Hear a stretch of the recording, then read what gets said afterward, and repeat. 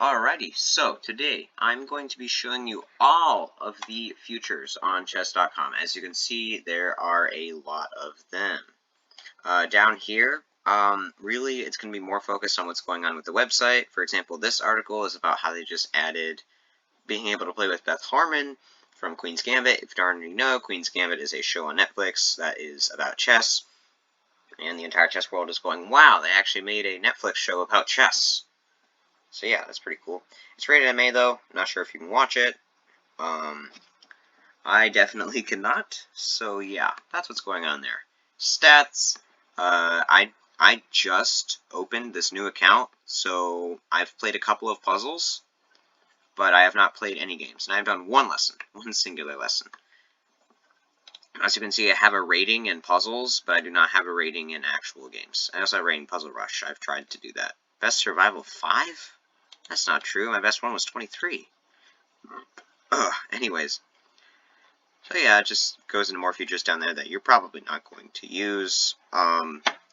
Going back, we have these 4 features which are included in here. So let's take a look at this taskbar. So this video is just going to be going through this taskbar. So there's free trial. If you wanted to pay, you can have all full access to the website.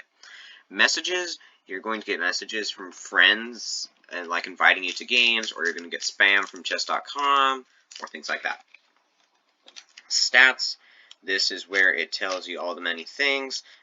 In puzzles, I have a rating of 529, looks like it, and I have attempted 10 puzzles, was able to solve 9, and I messed up 1. So yeah.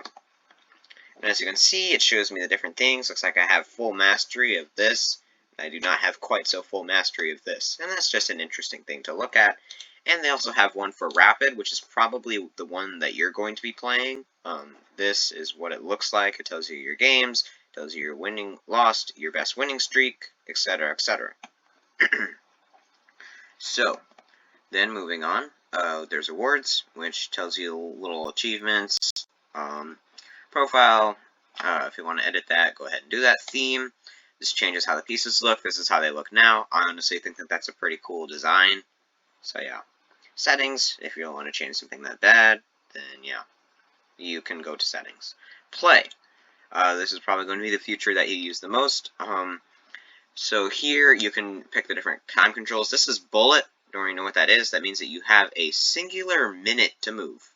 I'm not good at bullet at all. I personally prefer rapid. Blitz, it's like a combination. And it's like rapid and bullet. It's like in the middle of rapid and bullet. It's not too fast, not too slow. That's what it's supposed to be, but I still think it's a little bit on the fast side. So I stick with rapid, specifically the 10-minute one, because you can play games fast in the 10 minutes. You actually have time to think, but it's not too long. 30 minutes is a bit too long. Daily, if you're really interested in that, you can play daily games. Those take an eternity to finish. So yeah. And also there are possibilities that people can cheat, because people can just plug the position into a chess engine and then just play the best move. So it's really easy to cheat on these games. Yeah. It's extremely easy to cheat on those types of games, so I wouldn't recommend playing those too much. Because if you lose, then it really doesn't actually gauge your actual ability to play chess. So, so then play live chess. This is where you are going to have access to all the different types. You can change time, you can change the type, like 3-check. I'm really terrible at 3-check King of the Hill, where you're getting here.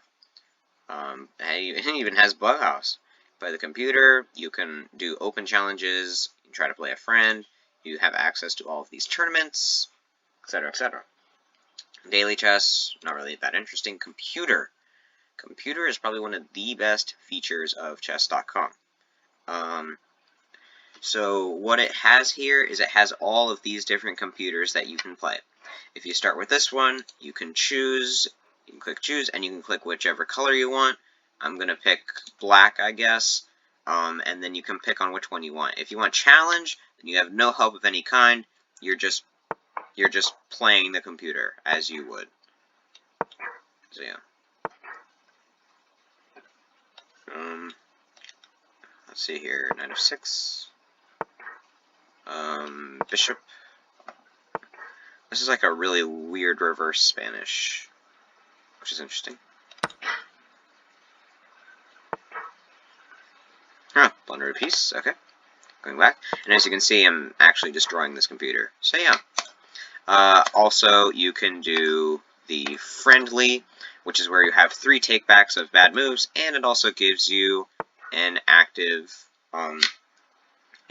analysis of it. So what's really nice about chess.com is it has these really cute little things. Like, for example, it has star and green for its best, and when you play a terrible move like this, then it'll say it's a blunder. Yeah, those kinds of things. So yeah, and you can also take back, and as you can see, I was able to take back the move and play a much better move, which would be this. Yeah. So that's what's going on there.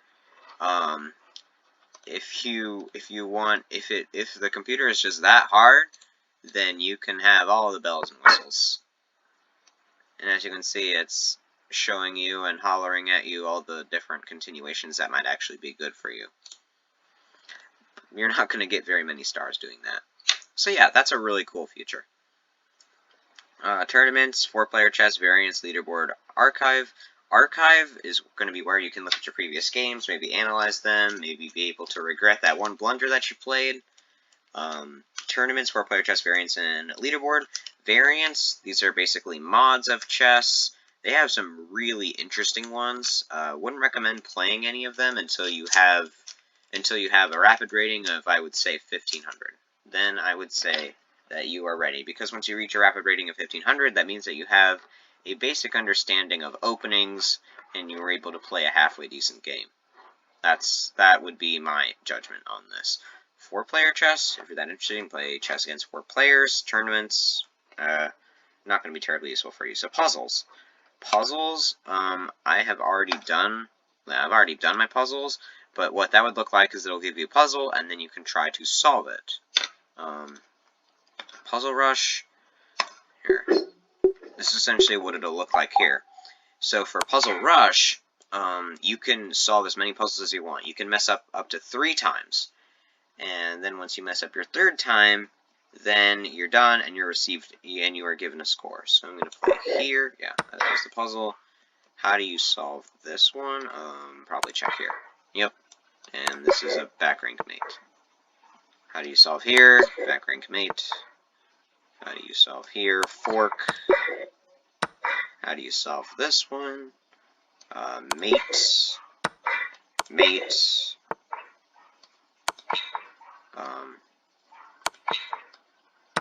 Free rook. Mate. And as you can see, these puzzles in particular are pretty easy. So yeah. So I got a score of 8. I didn't get any wrong. So yeah, puzzles and Puzzle Rush are probably going to be the best things on here. Solo chess. Oh, this is a really interesting puzzle. So yeah, this is a really cool game. If you want to explore that, feel free. Drills. Drills. These are useful. Unfortunately, only the first 2 things are free. However, the few that they have free are useful. This is a useful mate to know. The 2 rook mate, also known as a ladder mate. This is a useful one to know. And as you can see, it tells you whether your move is good or bad, which is a new feature on here, which is really cool. Alright, so I'm going to come over here. I'm going to get him, and then I'm going to play rook h1, and then mate. As you can see, I already know how to do it, but the computer can help you along with that. So I have mastered that drill, and also has a ton of different drills, like 2 extra pass pawns endgame. Whenever you're learning how to play endgames properly, this is an absolute essential.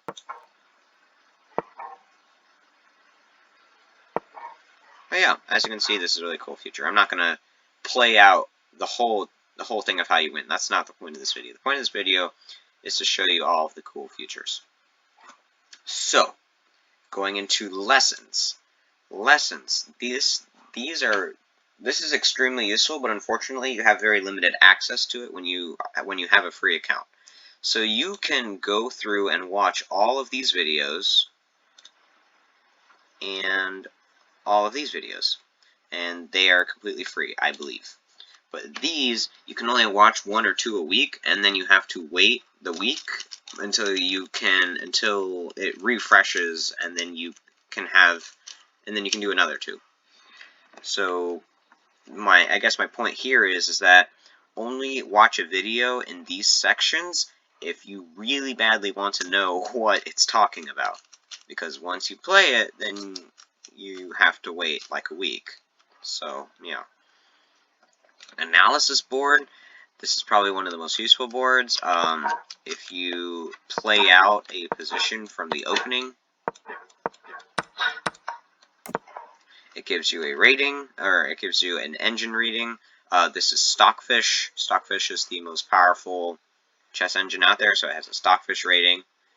Yeah, so that's what's going on there. Knight f3, knight f6, bishop c4, d6.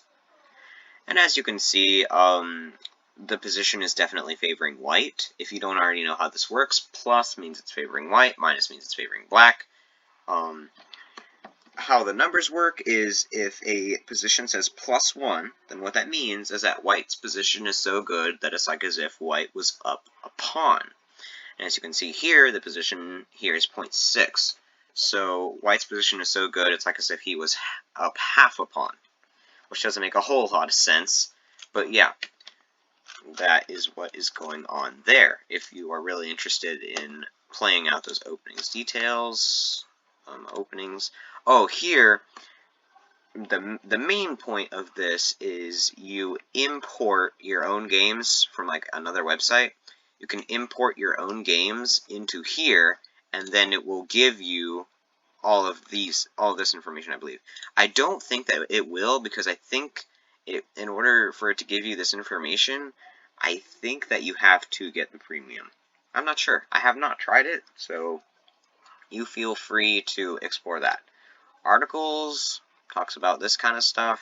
Not going to be terribly useful for you. Videos, these are available on YouTube.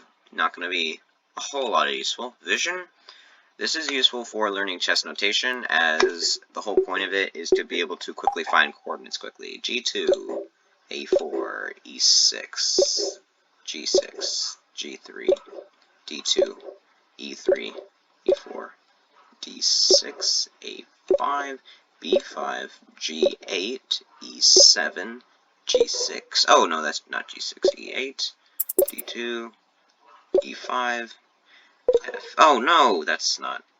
Oh, my goodness. Okay, I'm really messing this up, as you can see. G2. Yeah, I got 19. That's not great.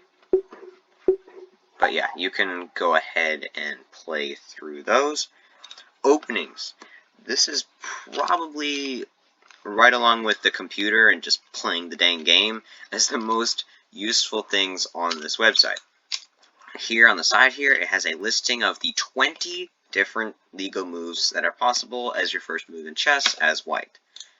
The 4 that you should be actually paying attention to are E4, the king's pawn opening, D4, the queen's pawn opening, knight f3, the Reti opening, and C4, the English opening. You being a beginner, E4 and D4 are going to be the only things that you will play. If you want something a little bit different, you can play knight f3 and C4. All of these other moves are pretty much just hot garbage. Okay, I have played this before, King's Fianchetto opening. The whole point of this is to control the center with your bishop instead of your pawns, but again, I wouldn't recommend defying opening principles as a beginner, because then as a beginner you will definitely not know how to properly respond. And arguably, I barely even know how to properly respond, so I don't usually play G3 that often. Usually I stick with these 4. And that's why these 4 are at the top, because they're the most popular. And now here, you see the win percentage. So you might be looking here at the win percentages, and you might be thinking, wow, E4 is really bad compared to Knight A3, because Knight A3 has a really high win percentage. It wins over half of the games. This is completely flawed. This is a logical fallacy right here. Because if you take a look at E4, not C4, if you take a look at E4, you will notice how there are 5.4 million games. I think master games specifically. They might be master games, I'm not 100% sure. But 5.4 million games have started with this, which is insane. So that's why this win percentage is actually really high for an opening that has a lot of games in it. Now, if you look at 983, the least popular, this has 21 games. And the reason why it has such a high win percentage is it just so happens that all the people that actually had the balls to play this opening, they actually won, probably because they were masters. And as you can see, if you take a look at this, this opening is a complete joke. Obviously, probably people in tournaments did this because they were already winning, and they're like, ha, let's make a joke. Yeah, that's obviously what this is. Explorer, basically analysis, except kind of useless, because you can only go so far until it starts yelling at you that you need to pay. Yeah. So that's kind of completely useless. But openings, oh yeah, you should check that out. You should analyze it. Pretty good. So, today, not terribly useful unless you want to watch other people play chess, which for you at this level would not be terribly interesting. Helpful Gem. Helpful Gem would like to chat. Except... what the...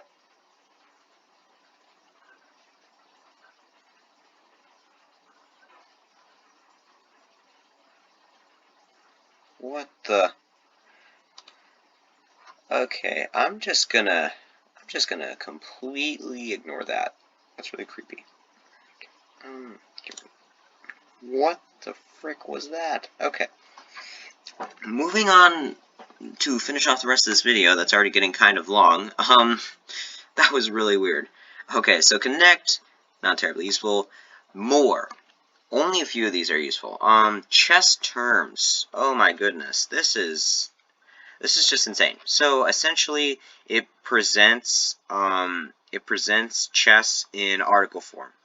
For example, you want to know what a back rank mate is? Well, now you do. This is what that is a back rank mate. That's what it is. And it explains it in article form and also in video form, which I find really interesting. It's a fantastic way to learn specific concepts. Just absolutely fantastic. Resources.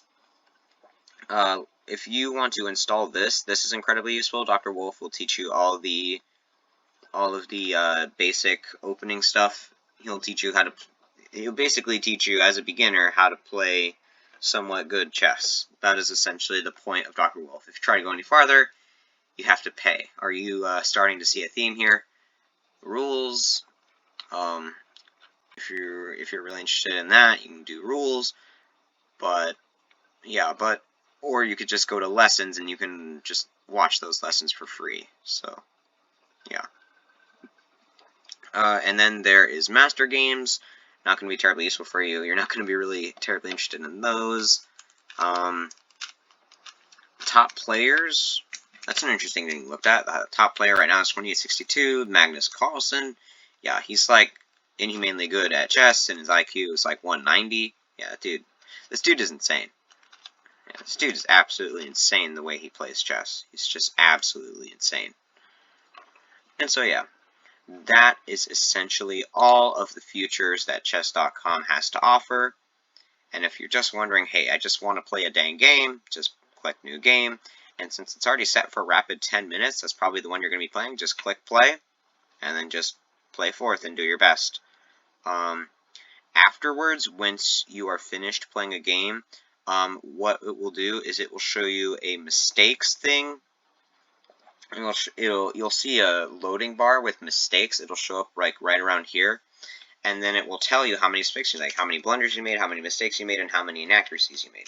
And if you click on that, it will launch into this whole analysis thing, and it's really cool. And I will leave you to explore that. But just try playing a game, and then click on analysis, and yeah, it's really cool. It's probably why chess.com is one of the best websites to be on. Now, oh man, this is hitting 20 minutes. Okay.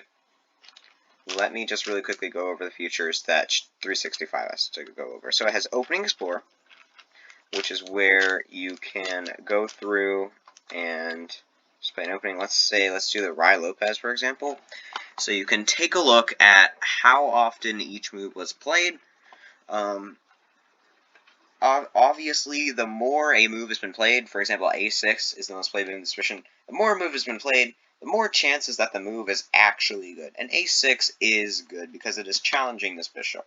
And it also gives you a excuse me, it also gives you a rating, an engine, excuse me, I can't talk today, an engine analysis of the opening. As you can see, it favors white. Pretty much almost every single opening out here favors white. Every single good one, that is. So, that is what that has to offer. And then there is training. There's Openings Trainer, which is a very useful tool. So when you're learning how to play the opening properly, this is one of the most useful tools. Let's see, what should I play here? Should I play d4? Yep. Good, your choice was the most played movement in this position. So d4 was a good move here, which it makes sense if you know the opening principles. Let's see here. Play the computer, if you want to play the computer on this website. Playing it on this website is just superior, kind of. Puzzles. These puzzles are actually free, so if you want to go through those, that would be a great way to practice your tactics. Endgames. This is really good for practicing endgames because unlike chess.com, these are actually free. So, this is about queen versus rook and pawn. Versus rook and pawn. So we're going to see if I can play this right. Failed. You lost your decisive advantage. And as you can see, I kind of suck because I do not know how to play this. Yeah. So he goes here, and then what would be a good move here? Here. Yeah, I messed up the endgame. I don't know how to play this endgame. It'd be interesting for me to try it, but yeah. Then the other two features that are very useful is Analysis Board. If you are in the opening and you just want to really quickly set up an opening, here's an example of a really terrible position to be in.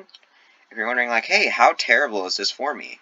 Well, it tells you right here how terrible it is. The position is, the position is so terrible, it's like as if, it's so terrible for white, it's like as if white was up an entire queen. Yeah, it's like as if white was up almost an entire queen. Yeah, this position is terrible for white, or for black, I mean, as you can see by the plus 8.79. And then there's Board Editor, which is where you can get down to the nitty-gritty and you can set up things like endgames, things like that. Like, let's say I want to clear the board. I want to see how OP. I want to see exactly how OP this position is. Yeah, it's mate in 3. Yeah, so rook. So yeah, king here, rook here, king here, done. Yeah. So yeah, this position is obviously very good for white, as you can see by the analysis board. And that's all the useful features. Thank you for watching. Sorry that it was 23 minutes. See you later.